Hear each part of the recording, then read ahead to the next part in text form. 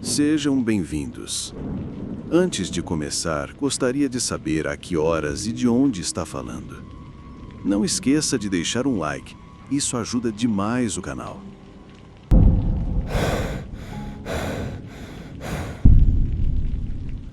Eu tinha 31 anos quando aconteceu. Descartes de combustível faziam parte da rotina no posto Keaton. Nada glamouroso, apenas manutenção programada para manter os geradores de reserva secos. Naquele dia, eu deveria transportar 2 cilindros cheios do galpão auxiliar, passando por Ridgeway Spur. Já tinha feito isso mais vezes do que conseguia contar. A rota era reta, cortava as planícies, serpenteava pela mata ao norte, roçava a borda da serra e voltava antes que o tempo virasse. A previsão indicava 2 horas de céu limpo. Estreita, mas administrável. Não pensei 2 vezes. Carreguei o snowmobile, verifiquei as correias 2 vezes, prendi o rádio no peito, puxei o capuz e liguei o motor. Eram apenas 8h30 da manhã. Luz pálida, ar seco. Um daqueles dias em que o frio não dói. Ele simplesmente se instala na pele e permanece lá. Cerca de 15 minutos depois, cheguei à serra. Essa parte da trilha sempre me fazia diminuir o ritmo, mesmo quando o resto parecia no piloto automático. Chamávamos de volta rápida por um motivo. Fina como uma trave de equilíbrio em alguns lugares, com declives em ambos os lados que desapareciam na cobertura de árvores. Ninguém gostava de atravessar, e todo mundo tinha uma história sobre alguém que se inclinou rápido demais e quase escorregou. No meio do caminho, algo chamou minha atenção à esquerda, logo depois da trilha. Talvez uns 6 metros na neve. Pegadas. Tirei o pé do acelerador e olhei mais de perto. Era uma única fileira de pegadas curvando-se para baixo, vinda do norte. Nem animal, nem alce, nem caribu, nem mesmo humano. Sério, não da maneira que você esperaria. Elas não tinham o formato errado exatamente. Apenas eram erradas para o movimento. Não havia pares. Apenas um pé esquerdo, espaçado igualmente como se alguém tivesse pulado em uma perna só. Cada pegada era profunda, deliberada. Sem marcas de arranhão, sem arrastar o calcanhar, sem evidência de um segundo pé equilibrando qualquer coisa. Apenas esquerda, esquerda, esquerda, espaçadas perfeitamente a cada poucos metros. Fiquei sentado lá, montado no trenó, apenas olhando para elas. Não fazia sentido. Nenhum animal se movia daquele jeito. E se alguém estivesse pregando uma peça ou encenando para rir, teria que estar ali em temperaturas negativas, em uma crista estreita, saltando em linha reta por mais de 30 metros sem sinais de escorregar, o que, sim, não, improvável. Desliguei o motor, tirei o capacete. Silêncio. E não quero dizer silêncio como uma manhã tranquila de inverno. Quero dizer silêncio de verdade. Sem vento, sem movimento, sem árvores rangendo, apenas a estática da minha própria respiração nos ouvidos. Um pouco irregular, porque acabei de perceber que minhas mãos estavam suando dentro das luvas. Desci do trenó e segui a trilha. Olhando para trás, ainda não sei o que pensei que iria encontrar. Parte de mim estava pensando que talvez alguém estivesse ferido. Talvez fizesse sentido se eu me aproximasse. Outra parte de mim não estava pensando em nada. Eu apenas me movi. Os rastros saíam da trilha e, através das árvores, desciam por uma ligeira depressão na neve.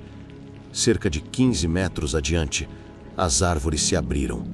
E eu juro para você, aquela clareira não deveria estar lá. Eu conheço aquelas florestas. Eu cavalguei por elas em plena luz do dia e em tempestades de blackouts. Eu ajudei a marcar a rota. Nada em nenhum mapa. Nenhuma abertura na linha das árvores grande o suficiente para ser vista do cume. Mas lá estava, um espaço perfeitamente oval, talvez com 9 metros de largura, cercado por árvores como se alguém o tivesse esculpido com uma bússola. Bem no centro, havia um poste de 2,40 metros de altura, talvez mais. Parecia madeira flutuante, pálida, nua, afiada no topo como um palito gigante cravado profundamente no solo congelado. Nada esculpido nele. Nenhuma marcação, apenas parado ali como se estivesse esperando por algo. Na base, havia uma pilha de roupas. Lembro-me de cada peça. Uma parca azul marinho rasgada em uma das mangas, um par de luvas de lã com os dedos desfiados até virarem fios, uma bota pesada, saltos abertos, cadarços faltando, um gorro de lã achatado pela neve e um relógio. O relógio estava tic-taqueando, o vidro rachado, o metal raspado, mas o ponteiro do segundo se movia firmemente e estava meio enterrado na neve como se alguém o tivesse tirado e jogado ali. Olhei para o chão.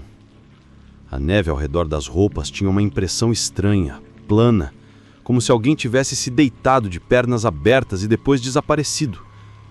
Sem derretimento, sem calor, apenas uma pressão em forma de corpo na neve que não havia se formado. Foi quando eu congelei. Nunca contei a ela que tinha parado. Não entrei em contato com ninguém desde que saí. Aaron não era do tipo que dava instruções vagas. Se algo estivesse errado, ela listava 6 pontos e um plano B. E sua voz não era apenas atrasada, era desafinada, quase como se alguém a imitasse, um pouco monótona demais. Não respondi, apenas coloquei meu capacete de volta e liguei o motor. A trilha que eu havia seguido desapareceu. Nenhuma pegada, nenhuma clareira, apenas neve lisa e intocada, sob uma camada de poeira que não estava lá 5 minutos antes. Voltei para a base com tudo. Mantive a velocidade quase imprudente, mas não reduzi a velocidade nenhuma vez. Entrei na garagem 17 minutos depois. A porta se abriu automaticamente como sempre, mas o prédio estava completamente escuro, sem luzes, sem movimento. O gerador zumbia, mas era como se alguém tivesse desligado todo o resto. Não foi uma queda de energia, apenas escuridão deliberada. Entrei. A cozinha estava vazia, as mesas limpas, a cafeteira desligada. Gritei. Herman! Nenhuma resposta. Verifiquei os beliches, sem ser incomodado, sem botas faltando, sem casacos nos ganchos, sem comida fora do lugar. Desci o corredor e abri a sala de comunicação. O fone de ouvido ainda estava quente. O monitor piscou. Canal ativo. O microfone abaixado, como se alguém o tivesse usado. Peguei-o. Ainda não falei. Apenas escutei. E lá estava. Respiração. Não estática, nem vento. Apenas uma inspiração lenta e constante. Expiração. Perto do microfone, como se alguém estivesse ali, bem no bocal, esperando. Desliguei. Tranquei a porta atrás de mim e esperei. 6 horas depois, a verdadeira equipe apareceu. 3 deles, em 2 trenós, surpresos ao me ver de volta. Aaron disse que eles se atrasaram por causa de um freixo caído na trilha e não conseguiram fazer contato. Nenhuma ligação, nenhuma mensagem. Ela me olhou como se não tivesse certeza se eu estava falando sério quando perguntei sobre o rádio. Ela jurou que nunca me ligaram. E mais tarde, quando verificamos as frequências, descobri que a linha que eu ouvi dizer que não era nossa. Nosso canal ficou inativo a manhã toda. Não recebi nada. No dia seguinte, refiz o trajeto com outros 2 caras. Levantamento em mãos. Mapeamos cada linha de árvores, cada declive, cada curva de cumieira. Nenhuma clareira, nenhum sinal de pegadas ou das roupas velhas. Torne-se membro do canal e tenha acesso antecipado aos vídeos. Não se arrependerá.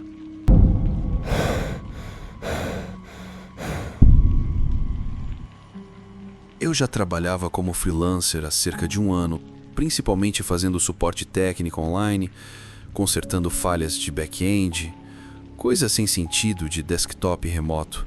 O tipo de trabalho que você pode fazer de moletom ou de qualquer lugar com Wi-Fi decente. Eu estava oscilando entre aluguéis de curta temporada, principalmente Airbnbs e sublocações, nunca ficando tempo suficiente para memorizar a senha do Wi-Fi de ninguém.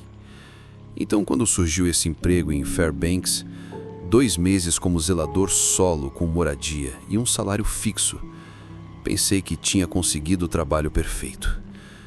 Era uma cabana na natureza, off-site, só eu e uma longa lista de sistemas para monitorar. Eles precisavam de alguém para evitar que os canos congelassem, registrar qualquer dano causado por tempestades e garantir que o lugar não desmoronasse antes da chegada dos empreiteiros na primavera. Eles até ofereceram um adicional de periculosidade pelo isolamento. Não pensei 2 vezes. Eles me trouxeram de avião numa terça-feira. O gerente da propriedade era o cara mais velho, Snowbeard, que cheirava levemente a diesel e me encontrou na pista de pouso. Não conversamos muito. Ele me levou em silêncio por uma estrada longa e estreita em meio às árvores, passando por um rio congelado que se estendia como uma cicatriz pelo vale. Quando chegamos lá, ele me entregou um molho grosso de chaves e um folheto de instruções plastificado. Disse: "A cabana 2 é sua." E partiu antes que o sol se pusesse atrás da serra. Era só isso. Um caminhão partindo, um cara parado sozinho na neve. O complexo ficava numa serra acima do rio. 6 pequenas cabanas de hóspedes, o galpão do gerador e o prédio principal do alojamento. Tudo pintado do mesmo verde floresta sem graça. Caminhei pelo local lentamente, as botas triturando o gelo, apenas tentando ter uma ideia da planta. Era um silêncio mortal. Sem pássaros, sem vento. Apenas árvores se estendendo para sempre. A cabana 2 era básica. Uma cama dobrável, uma escrivaninha pequena, um banheiro manchado de ferrugem. Desfiz as malas e fiquei ali por um tempo, ouvindo o silêncio. Disse a mim mesmo que era tranquilo. Por um tempo realmente foi. Eu acordava cedo, fazia café instantâneo na chapa quente e observava o horizonte brilhar com um cinza pálido e assustador. Fiz o inventário no alojamento principal, registrei os níveis de suprimentos, testei os canos, executei verificações de software, enviei atualizações de sistema diariamente usando o volumoso equipamento de satélite deles, que funcionou melhor do que eu esperava. Perto do almoço, eu subia no snowmobile e fazia um circuito pela floresta, em parte para esticar as pernas, em parte apenas para me sentir uma pessoa novamente. Eu voltava, comia, lia e escrevia no diário. Não me importava com o isolamento. Na verdade, parecia um tipo estranho de férias, até que os rastros apareceram. Eu tinha ido para um dos meus passeios habituais naquela tarde. Fiz um circuito até o cume, voltei e quando estacionei o snowmobile, notei-os. Pegadas de botas. Botas normais, não raquetes de neve. Estreitas, talvez um tamanho menor que o meu. Elas vieram de trás da cabana 5, cortaram uma diagonal na clareira e desapareceram atrás do galpão do gerador. Eu sabia que não eram minhas. Eu sempre usava rastros de neve quando caminhava ao ar livre. Meus rastros eram largos, desajeitados e óbvios. Eram nítidos, profundos, em fila indiana. Segui-os até os fundos do chalé. Nada. Nenhuma trilha que levasse para longe. Simplesmente terminava na neve. Verifiquei cada prédio, cada porta. Nada quebrado, nada se movia, tudo trancado exatamente como eu havia deixado. Fiquei ali por um longo tempo, me perguntando se deveria estar nervoso ou apenas envergonhado. Tirei algumas fotos com meu celular, apaguei-as naquela noite. Eu disse a mim mesmo, a neve às vezes assenta de forma estranha. Talvez uma pinha de árvore tenha caído no lugar certo. 2 noites depois, o aquecedor da cabana 2 pifou. Começou a pifar por volta das 11. Revisei a lista de verificação, reiniciei o piloto, ajustei a entrada de ar, até abri a caixa com uma chave de fenda, mas ele se recusou a permanecer aceso. A temperatura caiu rápido. Eu podia ver a formação de gelo dentro da janela. Enchi meu saco de dormir com um par extra de meias e me mudei para o alojamento principal para passar a noite. Imaginei que lidaria com isso à luz do dia. Tentei dormir no sofá do escritório, que era curto demais para as minhas pernas, e quando eu estava cochilando por volta das 3, ouvi passos acima de mim, pesados, deliberados, cruzando de uma ponta a outra do teto. Mas o alojamento não tinha um segundo andar. Era feito de vigas expostas por toda a extensão, sem sótão, sem espaço para rastejar, apenas madeira e ar. Eu não me mexi, nem respirei. Apenas fiquei ali, olhando para o teto, o coração batendo forte, esperando que parasse. Eventualmente parou. Mas o silêncio depois pareceu pior de alguma forma. Ao amanhecer, subi em uma cadeira e verifiquei as vigas. Poeira, aranhas mortas, nada mais. Quando voltei para a cabana 2, o aquecedor estava funcionando, zumbindo como se nunca tivesse quebrado. Na noite 11, o gerador quebrou. Nenhuma piscada, apenas blackout total. Peguei meu casaco e lanterna e fui para o galpão. A neve estalava sobre meus pés como ossos. Quando abri o painel, o interruptor principal estava na posição desligado. Não disparou, não explodiu, apenas desligado. Liguei novamente, recuei. Não olhei para trás. Na manhã seguinte, encontrei uma caneca na minha varanda. Uma daquelas grossas de cerâmica da cozinha do chalé, cheia até a borda com água congelada. Havia marcas de arranhões ao longo da alça, como se alguém tivesse enfiado os dedos com muita força. Eu nunca tinha levado aquela caneca para fora. Não a tinha usado nenhuma vez. Comecei a trancar a porta. Comecei a dormir com um machado ao lado da minha cama. Comecei a manter uma lanterna enfiada na minha mão sob o cobertor. Naquela noite, houve um som na janela. Não uma batida, nem um toque, apenas uma pressão arrastada, longa e deliberada, como uma mão deslizando pelo vidro. Não verifiquei. Não me mexi. Apenas encarei a parede oposta e esperei. No dia 13, eu já tinha parado de fingir que estava tudo bem. Tentei o telefone via satélite. Sem conexão, apenas um cursor piscando. Reiniciei, ajustei a antena, levei-o para fora e apontei para o céu. Nada. O silêncio ao meu redor parecia uma armadilha, como se o ar tivesse escutando. Nem me lembro de ter escolhido ir para a cabana 5 naquele dia. Simplesmente caminhei até lá, chave na mão, como se já tivesse decidido. Lá dentro estava escuro e cheirava a compensado úmido. A cama estava rasgada, o colchão tombado para cima contra a parede. Atrás dele, alguém havia esculpido um contorno na parede. Só uma mão. Dedos longos e finos. Longos demais. Não parecia certo. Parecia alguém tentando se lembrar da aparência de uma mão e acertando quase corretamente. Naquela noite eu não dormi. Não voltei para o chalé. Nem acendi o aquecedor. Na 15ª noite, acordei às 2h30 com vozes do lado de fora da janela. Não falavam. Sussurravam. 2 vozes. Uma baixa e lenta. A outra mais aguda, quase ofegante. Não falavam palavras de verdade. Apenas um jargão que subia e descia em padrões, como se tentassem imitar a fala humana. Não me mexi. Minha lanterna estava descarregada. Minhas mãos estavam tão apertadas que doíam. Quando o sol finalmente nasceu, a janela estava aberta alguns centímetros, ainda trancada, mas aberta. Lá fora, 2 pegadas de botas estavam lado a lado na neve. Nenhum rastro, nenhum movimento. Apenas 2 pegadas esperando.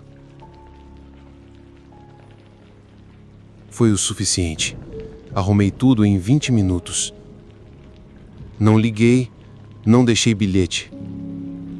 Apenas enfiei meu equipamento na mochila, peguei o farol e fui embora. Peguei o snowmobile direto pela trilha de acesso. Sem parar. Meu rosto ficou dormente de frio. Não me importei. Só parei quando vi o posto da guarda florestal. Um pequeno prédio quadrado no alto da colina, a bandeira congelada ao vento. O guarda florestal não perguntou muito. Eu disse a ele que estava sozinho, que algo não parecia certo. Ele e um policial vieram comigo no dia seguinte. O alojamento estava ótimo. O gerador estava funcionando perfeitamente. O telefone funcionava perfeitamente. A caneca tinha sumido. A cabana 5 parecia intacta, exceto pela marca da mão que ainda estava lá, mas parecia mais velha, desgastada pelo tempo como se tivesse sido esculpida anos atrás. Eles me ofereceram a chance de ficar e terminar o serviço. Eu disse não. Não voltei ao Alasca desde então.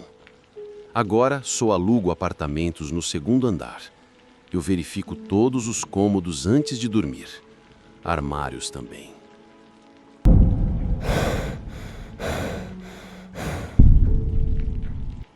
O trabalho veio de um cara que ajudei anos atrás.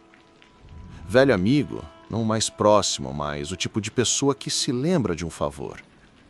Ele enviou uma mensagem do nada. Disse que tinha um contrato de inverno de curto prazo perto de Juno Ridge e perguntou se eu queria. Disse que era um trabalho simples e que pagava mais do que o justo. Eu não estava exatamente cheio de opções na época, então pedi para ele me enviar os detalhes. Era um trabalho de recuperação de carga. Havia um velho bombardeiro para a neve em um local de treinamento de naftalina, uma relíquia de quando toda a região fervilhava de atividade. O site estava fechado há mais de uma década, mas alguém se interessou pela máquina novamente. Não me pergunte por quê. Talvez eles estivessem esperando recuperar peças ou achassem que a estrutura valia alguma coisa. Quem sabe? A história oficial era que ele ainda poderia funcionar, o que, claro, depois de 12 invernos no Ártico, imaginei que, na melhor das hipóteses, eu chegaria lá, documentaria, talvez desenterrasse um pouco e chamasse uma equipe para extraí-lo adequadamente. O plano era transportá-lo por parte do caminho em um trenó plano e, se por algum milagre ele pegasse, levá-lo de volta a um hangar logo depois da pista de pouso de Richfield. Esse era o objetivo. Eu só precisava ir até lá, encontrar a máquina e fazê-la funcionar novamente. Simples, em teoria. Na prática, significava atravessar um terreno congelado que ninguém tocava há anos. Se você nunca esteve nessa parte do Alasca, deixe-me tentar pintá-la para você. Imagine uma folha de papel em branco, grande o suficiente para perder uma cidade nela. Nenhuma árvore, nenhuma colina, apenas neve e gelo. E ocasionalmente uma pequena e triste torre meteorológica inclinada ao vento. E o silêncio não é reconfortante. Nem é realmente silêncio. É como se o mundo inteiro parasse de fazer barulho, exceto sua respiração e o barulho das suas botas. E depois de um tempo, até isso parece alto demais. Esse tipo de silêncio pode entrar na sua cabeça se você não tomar cuidado. Você começa a ouvir coisas que não existem, sombras que parecem invisíveis, e você se pergunta se aquilo que viu se movendo à distância era apenas sua imaginação. É por isso que as pessoas lá em cima falam sozinhas ou cantam qualquer coisa para quebrar o encanto. De qualquer forma, quando cheguei ao depósito, havia um cara lá. Harlow parecia que estava ali há tempo demais. Cabelos longos e grisalhos, rosto vermelho e inchado, casaco que o fazia parecer um mascote murcho. O tipo de cara que é meio humano, meio carroça. Ele não perdeu tempo com conversa fiada. Acabou de me entregar um mapa topográfico laminado e apontou a rota com aquele lápis pequeno e grosso que ele mantinha atrás da orelha. Ela está a uns 14 quilômetros de distância, mais ou menos, ele disse, olhando para o mapa como se o tivesse memorizado anos atrás e não precisasse olhar. Ela ainda deveria estar sentada exatamente onde a estacionaram. Ele fez uma pausa e acrescentou: se você ouvir algo estranho, não se preocupe. Ela sempre foi barulhenta. Isso me pegou desprevenido. Espera, a neve? Ele apenas deu de ombros e disse: talvez ele não estivesse falando sobre o Snowcat. Perguntei: ainda tem mais alguém aí? Ele coçou a barba, não respondeu de imediato e então disse: não há anos. A menos que você conte fantasmas. Ele sorriu quando disse isso, como se fosse uma piada. Mas não caiu bem. Eu não ri. Apenas assenti e comecei a andar. Saí logo depois do meio-dia, puxando um trenó de plataforma atrás de uma ferrovia. Os primeiros quilômetros foram tranquilos. Frio, mas suportável. Sem vento. Apenas aquele estranho vazio que faz você ficar extremamente consciente de cada solavanco e rangido do seu veículo. Depois da segunda hora, as coisas começaram a ficar confusas. A paisagem lá fora não muda, o que mexe com sua noção de distância. Num minuto você acha que está perto, mas então verifica seu GPS e percebe que quase não se moveu. É como se a Terra se dobrasse sobre si mesma e continuasse empurrando a linha de chegada para mais longe. Continuei pensando que via formas à frente. Talvez prédios, ou alguém parado bem longe na neve. Mas nunca foi nada. Apenas truques de luz e fadiga. Quando finalmente cheguei às coordenadas, quase não o vi a princípio. O bombardeiro estava meio enterrado na neve. A pintura toda enrolada como pele queimada de sol. As janelas congeladas por dentro. Não parecia ter se movido desde os anos Clinton. Imaginei que não levaria a lugar nenhum. Mesmo assim, pensei que pelo menos deveria fazer o que tinha que ser feito. Limpei as saídas de ar, usei meu fogão de acampamento para tentar descongelar o compartimento do motor, tirei uma unidade de ignição reserva da minha mochila e a troquei. Não esperava que fizesse nada, mas depois de algumas tentativas, surpreendentemente ele virou, engasgando como um cachorro doente, mas o motor pegou. Foi quando o rádio fez seu primeiro som. Não tinha feito nenhum barulho o dia todo, mas assim que o Snowcat voltou à vida, ouvi estática. Apenas uma explosão curta, depois nada. Eu fiz uma careta. Verifiquei o canal. Ainda em 1. Ainda conectado ao depósito. Ajustei o microfone. Harlow, você está me ouvindo? Nada. Então aconteceu de novo. Mais alto dessa vez. Então houve uma explosão mais forte. Claro, como tudo. 3 batidas. Mesmo espaçadas, deliberadas. Não pelo rádio, mas atrás de mim. Dentro do táxi, todos os pelos da minha nuca se arrepiaram. Eu me virei rapidamente.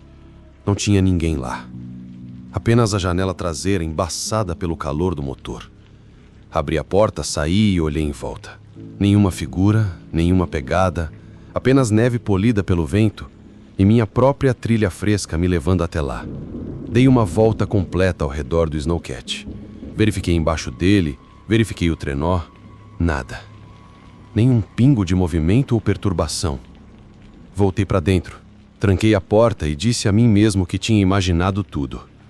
Comecei a dirigir devagar e com cuidado. Cerca de 10 minutos depois, vi algo se movendo no horizonte. No começo pensei que fosse um monte de neve se deslocando, mas então percebi que era uma pessoa. Uma figura solitária cortando a tundra em um ritmo lento e deliberado. Corpo grande, encapuzado, não dava para ver o rosto. Eles se moveram para trás de uma colina baixa e não voltaram. Parei, esperei 5 minutos. Nada. Eu não segui. Eu nem queria pensar em quem ou o que eu tinha visto. Eu apenas mantive o motor funcionando e continuei no curso.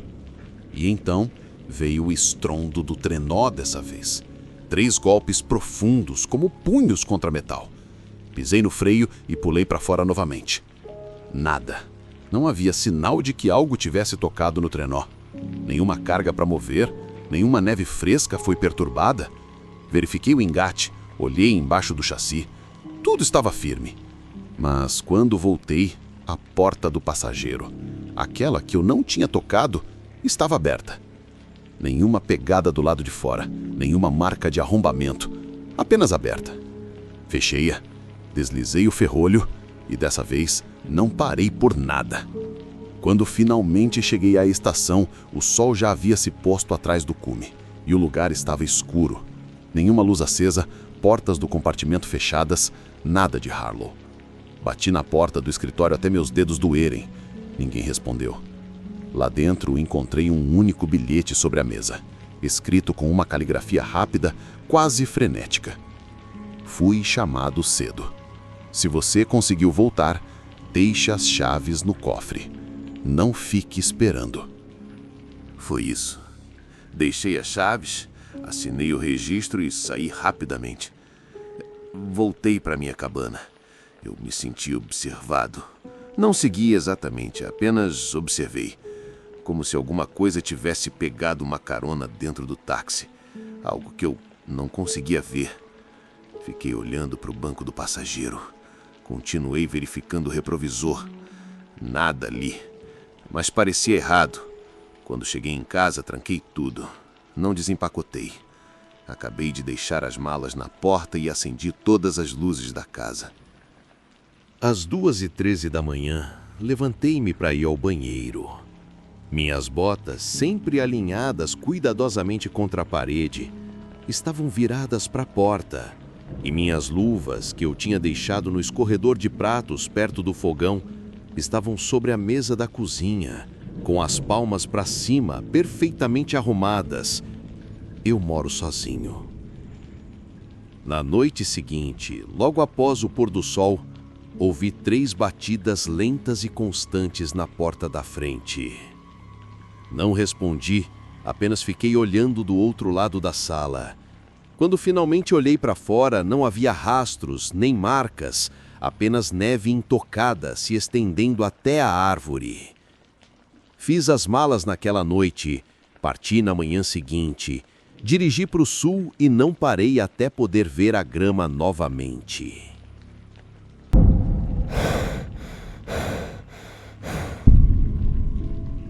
Há um trecho de floresta de abetos nos arredores de Delta Junction que parece ter esquecido como fazer parte do mundo. São apenas quilômetros de árvores compactadas, sem vegetação rasteira e quase nenhuma vida selvagem. Até o alce parecia evitá-lo. Era ali que ficava a cabana de Alex. Ele herdou aquilo de um velho amigo de seu pai, que morreu alguns anos atrás. Um cara que ele conheceu apenas uma vez em um churrasco. A cabana em si não era nada impressionante. Apenas um único cômodo com paredes de madeira compensada, um fogão enferrujado, uma cama estreita e um barracão nos fundos que parecia estar perdendo uma discussão com a gravidade há cerca de uma década. Mas ficava em uma grande área de terra e os impostos sobre a propriedade eram baixos. Alex sempre falava em transformá-la em uma cabana de caça ou talvez em um local independente para os fins de semana algum dia. Porém, Ele não conseguiu fazer a viagem naquele outono. Alex é enfermeiro e o colocaram para trabalhar em turnos duplos. Então me ofereci para cuidar da preparação para o inverno.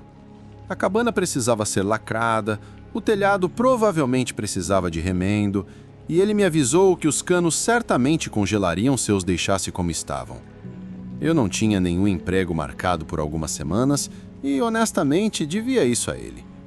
Além disso, imaginei que alguns dias lá seriam tranquilos, no bom sentido. Antes de eu sair, Alex me deu uma lista absurdamente específica de instruções. Me disse para não confiar no GPS quando saísse da rodovia principal. Ele sai correndo, disse ele. Não faço ideia do porquê, mas sempre que tento erro a área toda. Basta seguir os pontos de referência. Suas instruções pareciam saídas de uma estranha caça ao tesouro. Passar pelo antigo campo de aviação com uma cerca quebrada. Procurar uma bétua com uma placa de metal vermelha e branca pregada no tronco. Ele disse que era a única assim. Virar ali e seguir a trilha de terra por exatamente 6 milhas. Ele garantiu que eu passaria por 2 clareiras à direita, não uma, não 3, 2, e que veria a cabana logo depois da segunda. Saí de Fairbanks pouco depois das 6 da manhã e imaginei que chegaria lá antes do meio-dia, mais ou menos. As estradas estavam tranquilas, enchi o tanque em Delta Junction e peguei uma garrafa térmica com café de um posto de gasolina, que tinha gosto de arrependimento. Quando saí da estrada pavimentada, era um mundo diferente. A neve cobria tudo, limpa, sem perturbações. A estrada que Alex mencionou era mais uma trilha esburacada e congelada, mal larga o suficiente para meu caminhão. As árvores estavam tão próximas que parecia que estávamos dirigindo por um túnel, sem marcas de pneus, sem pegadas, apenas minhas, abrindo um novo caminho. A cabana era exatamente como eu esperava, como se tivesse perdido algumas rodadas por causa do clima. Um lado estava ligeiramente inclinado, provavelmente devido ao congelamento. O telhado cedeu no meio, os beirais caíram como um rosto cansado. Pegadas de alces cruzavam bem em frente aos degraus, profundas e limpas. Uma janela tinha uma longa rachadura vertical, mas a moldura parecia sólida. A porta emperrou, mas consegui abri-la com um empurrão. Havia apenas uma fechadura velha, enferrujada e dura. A chave que Alex me deu funcionou bem, o que honestamente me surpreendeu. Lá dentro estava frio, mas não insuportável. Cheirava a seiva de pinheiro e aquele cheiro de isolamento empoeirado que se sente em lugares antigos. Nenhum mofo, o que foi uma pequena misericórdia. O lugar estava claramente vazio há algum tempo. Havia um berço sem lençóis, uma caixinha de água mineral fechada e uma prateleira acima da janela com um rádio montado que parecia ter saído de um anúncio. Havia alguns jarros de óleo de lamparina debaixo do berço e uma panela para esquentar água no fogão. Coisas básicas de sobrevivência. Passei as primeiras horas apenas fazendo o trabalho pesado, varrendo excrementos de rato velhos, colocando o isolamento ao redor do batente da janela, remendando um vazamento no telhado usando o rolo que Alex deixou no galpão. O galpão, aliás, era uma bagunça de ferramentas enferrujadas e um trenó velho, além de algumas caixas cheias de coisas que tinham sido roídas por algo com dentes minúsculos em uma missão. Quando fiz uma pausa, o sol já estava baixo, a luz do inverno lá em cima não dura muito. Como um sanduíche na escada da frente, observei a fileira de árvores por um tempo. Nada se moveu. Nenhum pássaro, nenhum esquilo, apenas árvores imóveis como estátuas. Foi quando a avistei à esquerda, talvez a uns 50 metros dentro das árvores. No início pensei que fosse apenas uma sombra, mas algo naquele formato me fez levantar e olhar de mais perto. Era uma depressão na neve. Oval, lisa, com 2,4 metros de largura, talvez mais, e não estava derretida. Estava compactada, como se algo pesado estivesse ali há muito tempo. A parte estranha? Bem, a primeira parte estranha era que não havia trilhas levando até lá ou saindo dela. Nenhum sinal de animais, nenhuma marca de derrapagem, apenas esse mergulho perfeito e não natural. Andei lentamente em círculos ao redor dele, verificando todos os ângulos, mas nada. A neve ao redor estava intocada. Nenhum galho quebrado, nenhuma indicação do que causou aquilo. Então, ouvi um zumbido fraco, bem perto do meu ouvido. Dei um tapa nele, pensando que talvez fosse uma mosca ou um mosquito, embora estivesse frio demais para isso. O zumbido não parou, e então percebi que não vinha de fora. Estava vindo de dentro da cabana. Voltei, meio que me preparando para o que eu não tinha certeza. O rádio estava ligado. Eu não tinha tocado nele. O dial estava entre as estações, apenas emitindo essa estática. Só que não parecia aleatório. Ele pulsava em rajadas suaves e lentas de ruído branco, quase como se estivesse afundando junto com minha respiração. Abaixei o volume. Nada mudou. Desliguei-o. Ainda zumbindo, tirei as pilhas e ele continuou funcionando. Naquele momento, fiquei mais irritado do que assustado. Peguei o objeto da prateleira, saí e o joguei em um banco de neve. Ele fez um baque surdo quando pousou e o som parou naquele momento. O silêncio que se seguiu não foi pacífico. Parecia errado, como se até as árvores estivessem ouvindo. À noite tentei dormir, mas o fogo não cooperou. Ele morreu 4 vezes diferentes. Na terceira vez, percebi que os fósforos que havia deixado ao lado do fogão estavam molhados. Na quarta vez, eles desapareceram completamente. Encontrei-os cerca de 1 hora depois, secos e cuidadosamente empilhados na pia da cozinha.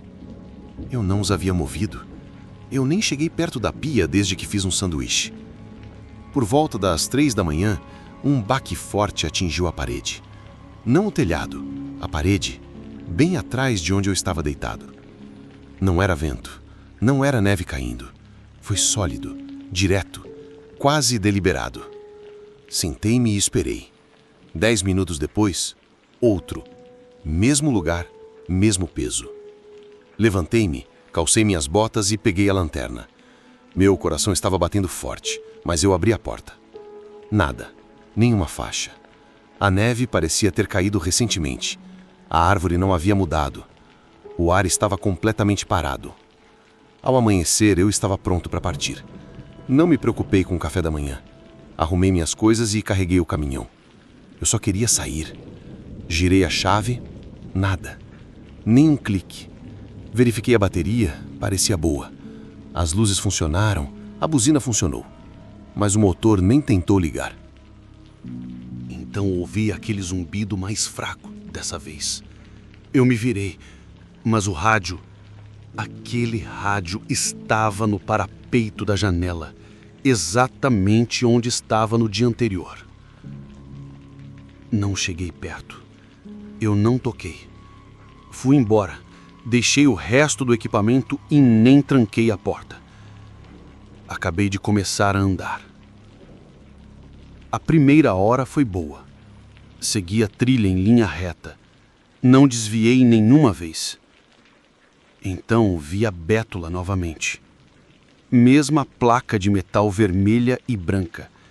Mesma casca descascando. Mesmo corte no tronco. Eu tinha caminhado em linha reta, mas estava de volta ao início. Virei-me. Andei na outra direção e a mesma coisa. Mais 1 hora, mesma árvore. Continuei. Horas se passaram. Não importava que direção eu tomasse. O mesmo marcador, a mesma árvore. Ao cair da noite, eu não conseguia mais dizer em que direção estava olhando. Encontrei o que parecia ser uma antiga trilha de arado enrolada ao lado e esperei. Imaginei que ou eu congelaria ou alguém me encontraria. Um motorista de limpa-neve fez isso. por volta da meia-noite, eu acho. Eu disse que estava a apenas 1 quilômetro da cabana e que não havia nenhuma placa vermelha e branca e nenhuma árvore na área toda, e que a estrada pela qual jurei ter entrado, aquela que Alex havia descrito com tantos detalhes, não existia em nenhum mapa.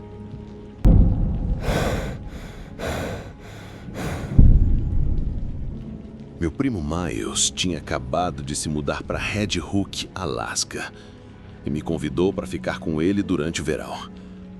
Ele havia desistido da faculdade no ano anterior. Disse que simplesmente não parecia certo, seja lá o que isso significasse. E agora estava trabalhando na construção civil quando conseguia. Ele estava morando naquele lugarzinho estranho que alguém havia construído a partir de um antigo depósito, escondido atrás de um terreno de cascalho que costumava ser parte de uma locadora de motos de neve. Tinha um futon, uma chapa elétrica e isolamento suficiente para evitar que as paredes transpirassem. Definitivamente não era luxuoso, mas tinha 4 paredes, água encanada e Wi-Fi, quando o vento não atrapalhava o sinal. Ele disse que era temporário, mas já tinha pendurado uma bandeira e um pôster de uma banda da qual eu nunca tinha ouvido falar. Eu nunca tinha ido tão ao norte quanto Ben did. Estava exausto da escola, dos empregos de verão, de tudo. Imaginei que algumas semanas de algo totalmente diferente poderiam ser boas. Tecnicamente, Red Hook nem é uma cidade de verdade. É mais comum um aglomerado de trailers, barracos e, ocasionalmente, casas com paredes de metal espalhadas entre longas estradas cheias de árvores. É o tipo de lugar onde ninguém tranca as portas porque todos se conhecem, e a loja mais próxima fica a 30 minutos de distância em uma estrada sem nome. No começo foi tranquilo, quieto. Um tipo estranho de silêncio ao qual eu não estava acostumado. As noites duravam cerca de 4 horas e nunca escurecia completamente. Passávamos a maior parte dos dias flutuando em caiaques emprestados, grelhando coisas em uma fogueira que mal era considerada legal, ou dirigindo sem rumo em estradas de exploração de madeira que não apareciam no GPS. Miles passou um bom tempo tentando encantar as mesmas 2 garotas no posto de gasolina, Marcy e Ellie, nenhuma das quais pareceu especialmente impressionada. Eu apenas observava, comia sementes de girassol e tentei decidir se gostava da maneira como o mundo parecia lá fora, como se tivesse esquecido as pessoas. Então, uma noite, por volta das 10, estávamos relaxando em cadeiras de acampamento atrás da unidade, comendo um macarrão instantâneo frio e espantando mosquitos que não se importavam com a quantidade de repelente que borrifássemos. Miles estava meio grudado no celular quando, de repente, olhou para ele e perguntou: "Você já ouviu falar de Stave Hollow?" Eu balancei a cabeça. Ele girou o telefone. Era um tópico obscuro em um fórum de sobrevivência. Definitivamente não era o Reddit, mas mais como aqueles fóruns de discussão do início dos anos 2000 que ainda circulavam por aí. As fotos eram ruins, tudo escuro e pixelado, um telhado desabado, algum tipo de equipamento antigo de mineração, um galpão semi-enterrado. Mas o que me chamou a atenção foram os comentários abaixo. Pessoas discutindo, trocando histórias, especulando. Alguns mencionaram que era uma zona fria ou um local selvagem, seja lá o que isso significasse. Miles explicou que, supostamente, era um posto avançado de mineração abandonado, cerca de 2 horas ao norte, no meio da floresta, passando por rotas isoladas, onde nem mesmo os caçadores costumavam ir. Foi fechado no final dos anos 80, sem nenhuma razão clara dada. O mais estranho é que, de acordo com quase todos que o visitaram, o lugar estava intocado. Os beliches ainda tinham comida enlatada nas prateleiras, ferramentas nas paredes, como se os trabalhadores tivessem saído para uma pausa e nunca mais tivessem voltado. Assustador, né? disse Miles, claramente um pouco animado demais com isso. Algumas pessoas alegaram ter ido até lá e dado meia volta antes de entrar.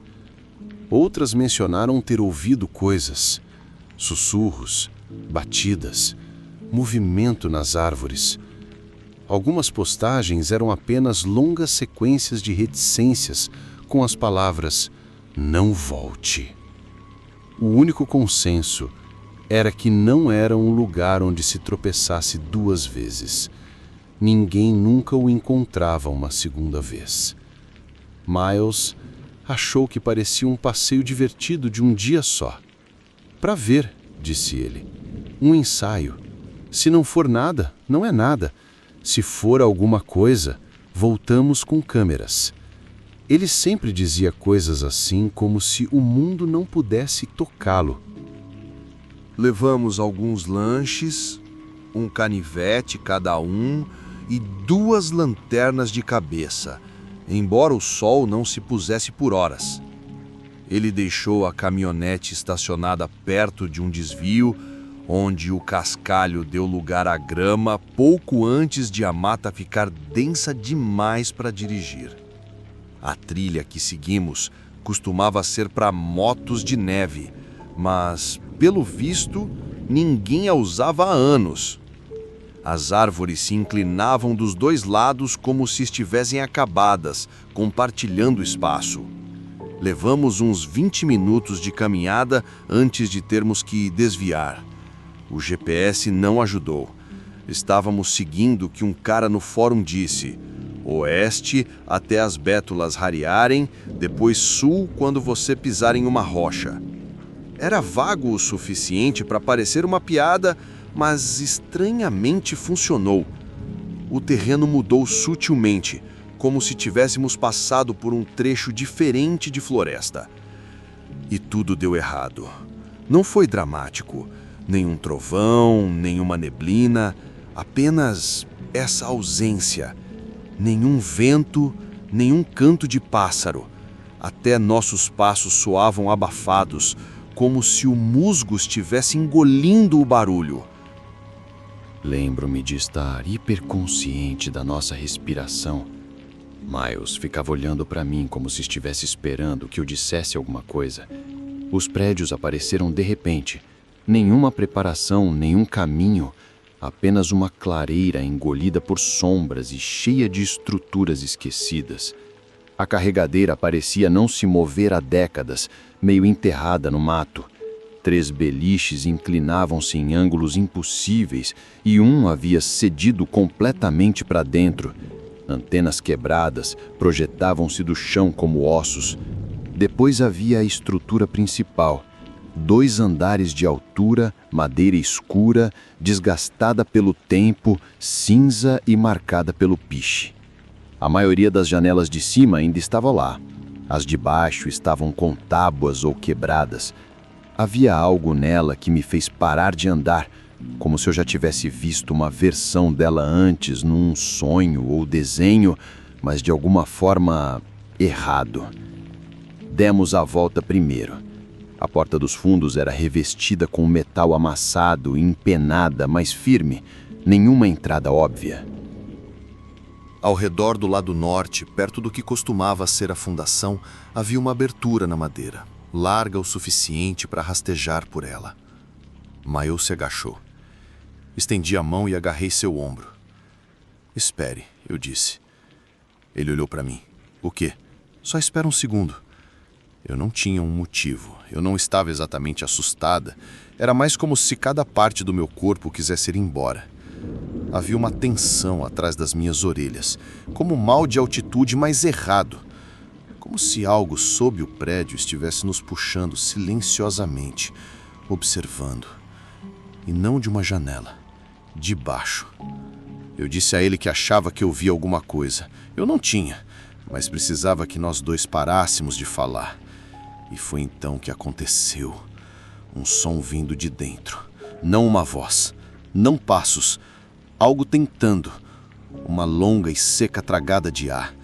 Como alguém forçando uma tosse, mas ficando preso no meio do caminho.